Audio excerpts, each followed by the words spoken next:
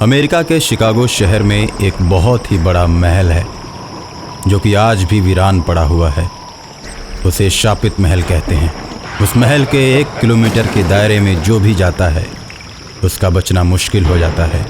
अगर जिंदा भी रहता है तो किसी भी काम के लायक नहीं रहता। आखिर ऐसा क्या है? बहुत दिनों से लोग उस महल की तरफ नहीं जाते।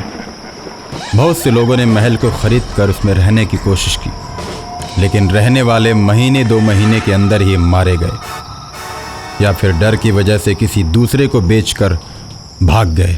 एक तांत्रिक उस महल को खरीदने का मन बनाता है। सस्ती कीमत होने के चलते वो तांत्रिक महल को खरीद लेता है।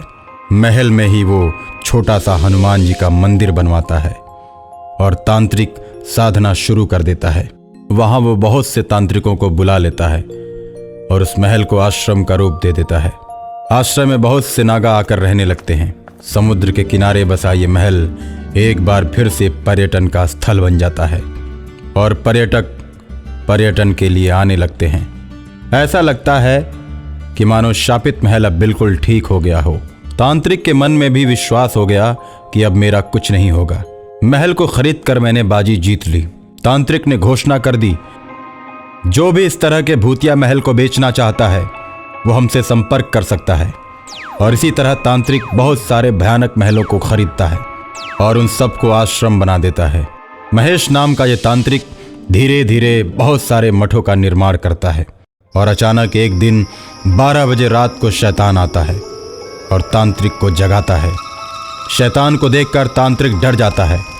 तुम मुझसे क्या चाहते हो शैतान? मैं तो यही चाहता हूँ कि तुमने जितने भी भूतिया महलों को खरीदा है उन सभी महलों को खाली कर दो, वरना अंजाम बुरा होगा। मैं किसी को मारता नहीं, लेकिन जब कोई जबरदस्ती करता है और किसी के घर पर कब्जा करता है तो मैं उसे नहीं छोड़ता।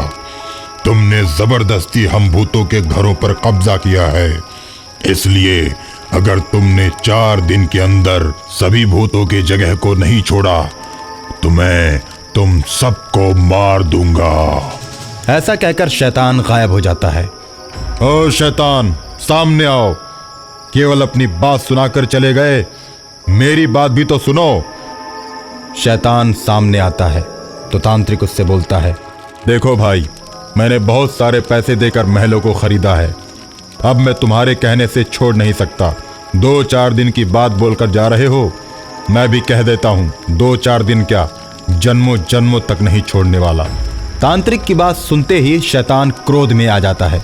वो तांत्रिक का गला दबाकर उसे मार देता है और खून से महल की दीवारों पर लिख देता है कि महल में रहने वाले मारे जाएंगे और उसके नीचे लिखा होता है शैतान। सभी नागा जब खून से सनी तांत्रिक की लाश को देखते हैं तो दंग रह जाते हैं और जब दीवार पर लिखी शैतान की बात को पढ़ते हैं तो उनके दिल में दहशत पैदा हो जाती है। सभी नागा एक साथ बैठकर बात करते हैं कि इस जगह पर रहा जाए या इसे छोड़ दिया जाए।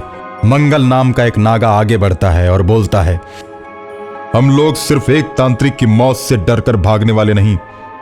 हम नागा साधु किसी से नहीं डरते।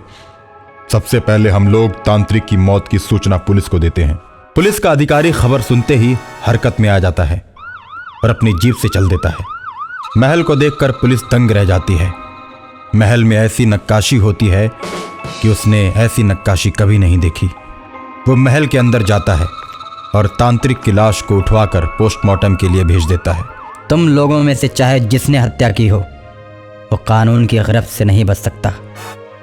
जब तक हमारी तहकीकात पूरी नहीं हो जाती कोई भी महल छोड़कर नहीं जाएगा। अगर बाहर जाना भी है तो हमसे इजाज़त लेकर जानी पड़ेगी।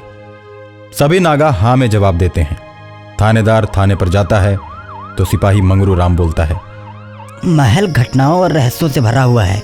वहाँ जो भी मौत होती है उसके बारे में आज तक पता नहीं चला सर कि किसने ये अजब खून किया है। वहाँ अज्ञात शक्तियों द्वारा घटनाएं होती रहती हैं, इसलिए वहाँ कोई नहीं जाता। वो महल तो बहुत दिनों से वीरान पड़ा हुआ था। तांत्रिक ने खरीदा तो वो मारा गया। तहकीकात करने से कोई फ़ायदा नहीं सर, हमारे हाथ कुछ हासिल नहीं होने वाला।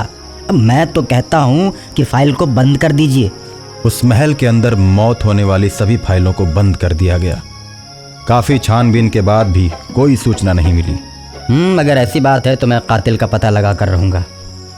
इसी बीच खूनी महल का शैतान थाने में आ जाता है। थानेदार, तुम मेरे बारे में बात कर रहे हो? मैं ही उस महल का खूनी शैतान हूँ। मुझे कोई नहीं पकड़ सकता, इसलिए कि मैं आत्मा हूँ और मुझे कैद करना आसान नहीं। इस तरह शैतान थाने के अंदर ही थानेदार को मार देता है। जेल की दीवारों पर लिख देता है कि महल में रहने वाले कातिल की तलाश जो भी करेगा वो इसी तरह मारा जाएगा।